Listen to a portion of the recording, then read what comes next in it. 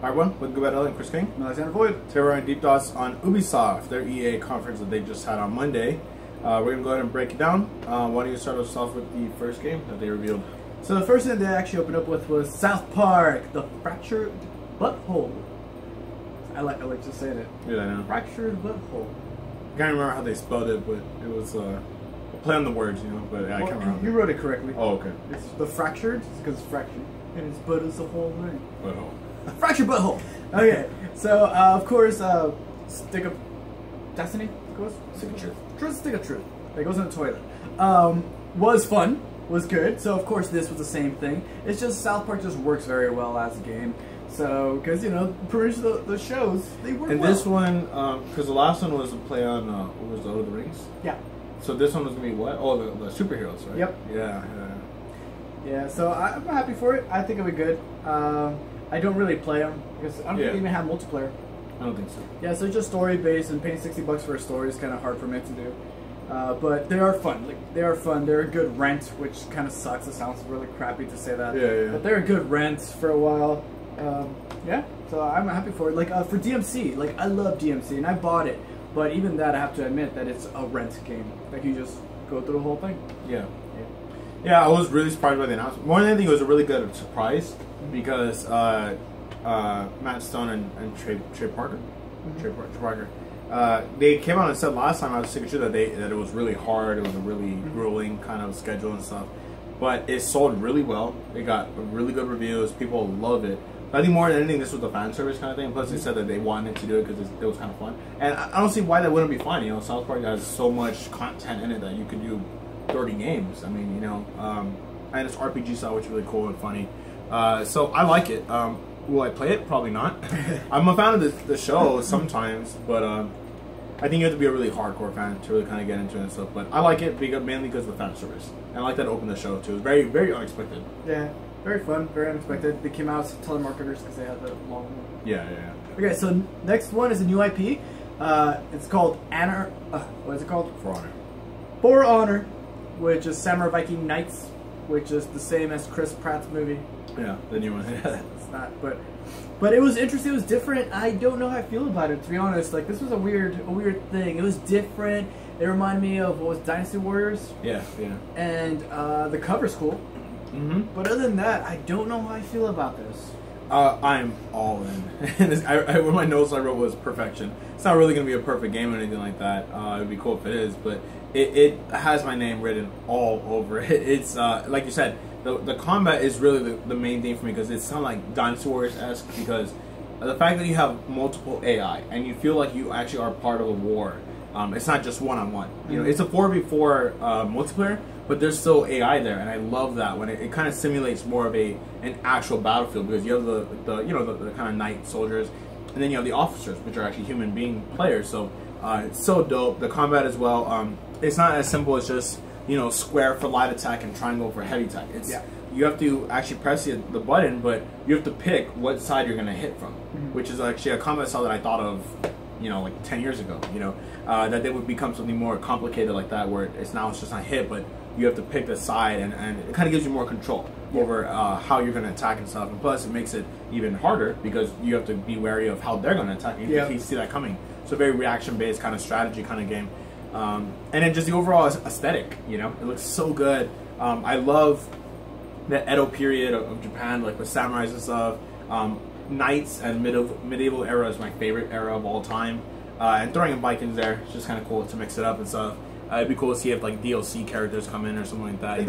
A new army or something like that, like Cowboys, like the Han Cowboys. How dope would that be? Cowboys. So something like that. I could definitely see it becoming a franchise. I love it. I'm so in. Okay, and then next up, hey, remember that game that nobody bought called The Crew? We got a Crew Wild Run this November. Amazing. It looks like a whole new game. Well, yeah, it looks like a whole new game. I think it's even gonna cost like $60 or $50. I'm not sure. What I'm hearing is it's an expansion, but I'm not sure. I'm not sure yet. It does look a new game, It looks like how they presented it. It was very new game. Like I was like, is this a DLC? But it's like it looks like a whole new So if it is a new game, like an overall just new game, I like it because that means that they're backing this up as a franchise. And we were hyped for the Crew. Oh yeah. We were like so hyped. Like we were like, this is the racing game that's gonna get us back in. And then it just kind of went dark for a while. We just kind of forgot about it. It was like, when it came out, it got really bad reviews. People were saying that it didn't control well. I finally tried out the demo, didn't really like it. It just seemed really, really cluttered, really messy to me. And it really did not control that well, as I just said. But, I mean, you know, there's always a chance that it can come back if they keep it like a kind of annual franchise. Maybe at some point I can give it a chance. Maybe if it goes more like, you know, I would like to see it more like in a city kind of setting, you know, so, we'll see. Are you guys tired of Trials? Well, nobody is! Because Trials Fusion, is that the full name? Yeah. Oh, yeah, wow. Like, Trials Fusion, I thought was the full name of it, but it's Trials Fusion Awesome Level Max! Yeah. It reminds me of just like, you know, things that are a parody of itself. Yes. Like, I love that Borderlands did the pre-sequel. Yes. It's just, it makes me happy. But, so that Trials Fusion Awesome Level Max, I think I just want to buy that due to the title. Yeah. Kind of just want like a big poster of that. But, I don't care about it, but about you. No, I don't care about either. The opening, the trailer as well. It was really presented in a very weird way, but it was like what, a cat on a unicorn. I think breathing fire or something like that. So it's fun. It's interesting, I guess. If you're into that game, sure, you know. But is that like a one character? Is it like a whole DLC pack? Is it a game? Again, we're not really sure. It's very unclear. Okay, then next up is The Division. Okay, this is a huge game. We talked about it before, and they postponed it. Yes, yeah. But here they are actually pushing it for March 8th release, yes, yeah. 2016. So, are you happy about the release date? And also, are you still hyped for The Division? I am incredibly hyped. Just the other day, one of the managers I'm close with just let me know, like, hey, the pre-orders are in for the collector's edition. It's $160. It comes with the season pass, which is really cool. And it comes like with the watch, which is also really dope, and an armband, I guess. But I was like, no, if it was a statue, I probably would have gone. I'm tempted. I'm still tempted to do it. But no, I'm so hyped for this game. It is. I mean, Metal Gear is my most anticipated, but that's coming. That's right around the corner. So I'm gonna say that's not my most anticipated more. So what I'm thinking long term, Division is my most anticipated game. Just period. I mean, I don't know the trailer itself, right? The Dark Zone. Now we know that is, you know, there is like the whole Division map, but within this map of New York, there's certain sections called, you know, or one section I guess called the Dark Zone. Yeah. And this is the PvP area. So this is the hardcore area. The HUD goes away. Actually, most of the HUD goes away, and it's pretty much free for all. Like, I mean, you have your little squad of like 3 people, and that's cool. But you can actually join up with other people. You know, they won't join your squad, but you can just kind of hang out. Right, and you can go kill AI enemies, but we know that you have to extract your weapons and stuff so they can become clean, I guess, whatever. And in that kind of period, anyone's free to kill each other and steal their loot. Something that I loved was like they weren't like just pure asses like from the beginning. They were just like, let's see what they do. Let's see if they're friendly, and it was cool. And they just went along together. So I thought that was really cool because that's how I handle stuff. It's like, okay, well, let's see if they'll attack. What it reminded me a lot of was Red Dead Redemption, whereas if you killed, I think, 10 people in a row, you would get a skull next to your name. Everyone could see it, and it would say you have a bounty in your head. And if someone killed you, you got like extra experience. Yeah. So I would literally just run around and I would kill 10 people just to get the skull, just to play like that day I would have the skull on me. And sometimes I would just follow people around because they would always like teleport away. Yeah. So I had to go follow them, so they would start like messaging me. Sorry, that's the only game that I would be a jerk in. But that's kind of what I'm gonna do in Division. I want to be a rogue agent at all times. You know, I want to have that red light and stuff. So it's cool. My one concern though is that you saw at the end of the trailer, which is really dope, was a double betrayal. Yeah. So they kind of spoke on that a little bit because some people are concerned. Like, you realize that day one, everyone's just gonna be killing each other. Because, I mean, already when you play with 10-year-olds, they just kill you. Yep. Like, just playing with Grand Theft Auto, like, I'm just, like, walking by someone, I don't have anything on these guys, I don't know who they are, whatever, I don't think they'll just kill you. And that's really annoying. So, could you imagine, like, with this game where you're just trying to mind your business, get some loot, extract with your team, and then someone on your team kills you? That would suck, you know? I mean, obviously you're not going to play with them again, I guess is the lesson, but I'm a little concerned about that. I think that is going to be a problem for sure. But they did say that if it becomes so much of a problem, they will tweak it. So, that's good. Maybe like where you would have to accept the challenge or something like that. But for now, I like it. I like the idea of that it's a free for all. It seems more realistic to me, you know, because that's probably what people would do in that situation. Talk about being a jerk. Like when I played Gears of War, I always wanted to have like the most kills because I was, you know, I want to be a jerk. So we'll play in teams, and this is my friends, of course. So it's fine to be jerks to your friends. So we'll get like a little clan, and then we'll put on friendly fire. Yeah. So if I hate friendly fire. So we would play the game, and then I'm up there, and I already have like 20 kills, and I'm like, oh no, I have like 24 kills. I'm like, I'm gonna get 25, and then I see my friend like about to kill somebody, so I just hit him, and then I shoot the person that he's killing. Boom, it's mine. Every now and then in Call of Duty, like you just have to throw a grenade at your team, just kind of see what happens. Yeah, it's just kind of shake it up a bit. Yeah. Friendly. Yeah. So no, I'm hyped. I still feel like March 8th is such a long way away, I guess, you know, because we're just mid-June, so there's several months to get into it. I think they're taking way too long, but it's a good release date for the game. It's gonna make so much bank. Okay. Well, actually, we're not sure yet, you know, but it does look like a really strong release date for it. Yeah, hopefully it does well. Plus, it's like what, Division and Batman v Superman are like I think 2 days apart or something like that. Oh, that's gonna be such a good week. It's gonna be like testosterone week. Seriously. Okay, so next up, Blue Bytes production, and November 3rd, 2015. Anno 2205. Have you guys heard of Anno? No, nobody has. Nobody has. Maybe you. You're in the back over there.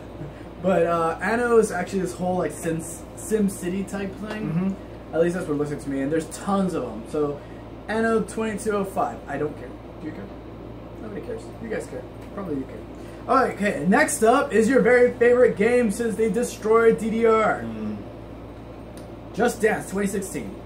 Okay, if you guys didn't watch the stream, there was this really important person that I don't know singing and dancing for like 2 hours, or at least it felt like it. Yeah, I wanted him to get off stage. It was long. Was it Jason DeLorean? Yeah. DeLorean.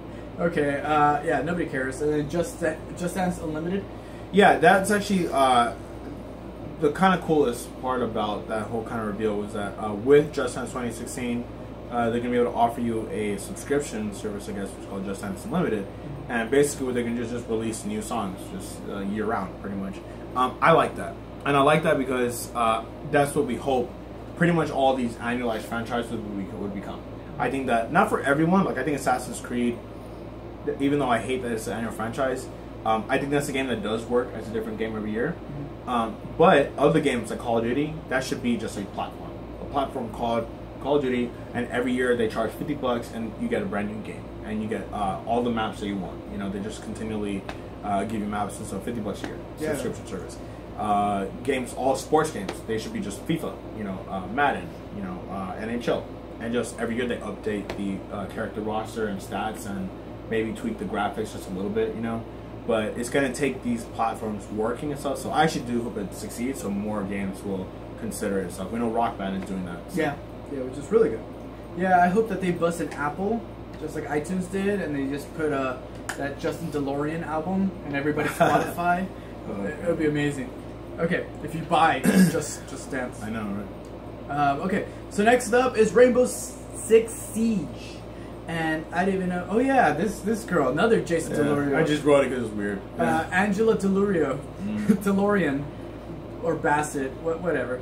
But anyways, she's in it. She was in the trailer, and then she's like, she's got to be on stage for no reason. Yeah, it was really awkward. Yeah, so there's a beta for this, and there's a tarot hunt mode. So Rainbow Six Siege was one that we went crazy for last year. Yeah. And still hyped. Still like it. Still interested. Yeah, still hyped. I'm so like wondering like if is this a rent kind of a game, or is this like a buy game, or is this like a buy, you know, when it's cheaper, or is it a collector's edition kind of game? Because there's a season pass one, but I just don't think I'm gonna get it because I don't need more maps. I just want to play the game. So I'm still hyped for it. Definitely less hyped as I was like when it first got revealed, but mainly because it seems very small in scope, you know. But I think this is their answer to, you know, like Call of Duty and you know, again, like Battlefield, because all the thing I love about these Tom Clancy games is they're all very different. Yeah, they are very different. So what I'm hoping for is that every year they just release one, and they alternate from the 4 properties. They do Rainbow Six, then they do Division, then they do Wildlands, and then they do Splinter Cell. And so every year you get a new Tom Clancy, and it's just very different. You know, not like what Call of Duty is. Yeah, this is another one that I think you have a point with, like Just Dance thing and Rock Band thing. It's a Rainbow Six Siege. Actually, to me, looks like a Titanfall type thing. So it seems like it's just the gameplay. Yes. So it would be nice if they just have that one disc, and then from there it's just DLC. Yep. And they just add on top of this thing. Agreed. All right. So next up is if you remember playing with little weird, all your hot tracks, building car tracks and crap. Well, that's what Trackmania is. Okay, it reminds me of Zoo Tycoon and Roller Coaster Tycoon, but it's actually not that. This is just a weird thing. Just imagine it as going super fast to these weird tracks of weirdness, and you can tell this is actually a European game. Like it was made over there. Yeah. I think it was French, if I remember. Mm-hmm. So it looks interesting. I really like that. That was really cool. So that's confirmed for best racing game for me. Not Need for Speed. Need for Trackmania. Yeah, I thought it. I love the presentation. It just seemed very kind of small in scope and scale. Like, is there multiplayer? Like, they didn't really explain that. Can you use other people's maps and stuff? Like, that'd be kind of cool and stuff. But my impression was that it was more like a single player, like you kind of design, which is cool. I love presentation about it, that's for sure. They showed the ghost cams of your best time, and your whole point is to beat your own time. So yeah, same thing. So next up is Air Conditioner Syndicate, or Assassin's Creed, if you want to call it that. Assassin's Creed Syndicate. We've been seeing more and more of this thing. It is in this strange Victorian area. Is that what it is? I don't know. Gangs in New York. There was even a guy dressed up as him. So we see more footage, and what do you think now? Do you still think that you want to jump into this? Do you think? Are you tired of air conditioners? I am incredibly tired of Assassin's Creed. Just exactly what I said.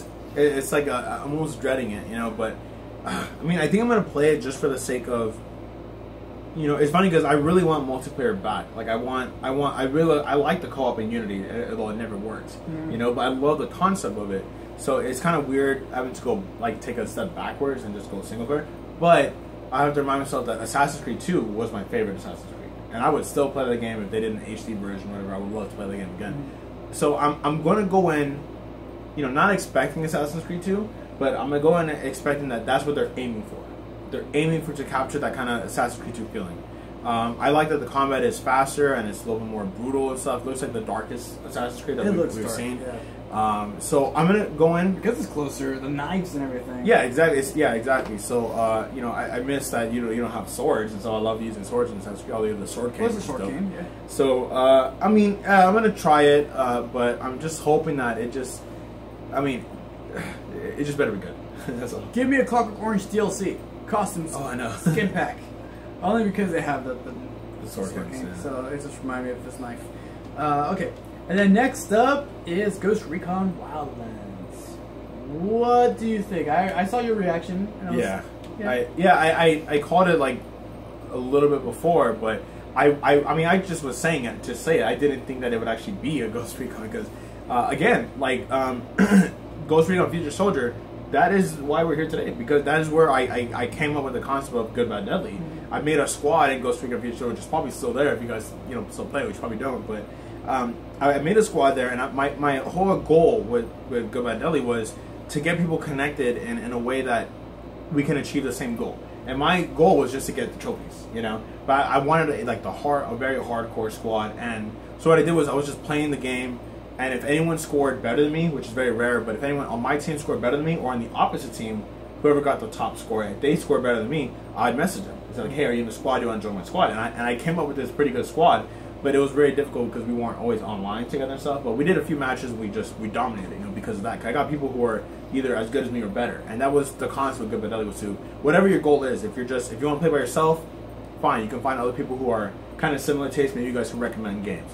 If you want to find people who want trophies, you can find people who are all going to go for the same thing. So anyway, more of that later and stuff. But that's where Ghost Recon came from. So I have a special place in my heart for Ghost Recon. It's my favorite shooter of just not of all time, but just one of my favorite shooters, especially from the Tom Clancy universe. I think it is on a scale from like Call of Duty, Battlefield, any other shooters and stuff, and then Ghost Recon. It's like the most hardcore, just a difficulty level, because you have to work with your squad. Yep. You literally are, on my squad at least, you have to have a mic. If you did not have a mic, you couldn't join, because we were always like, you need to be on this side, stay here. You need to be on that side here.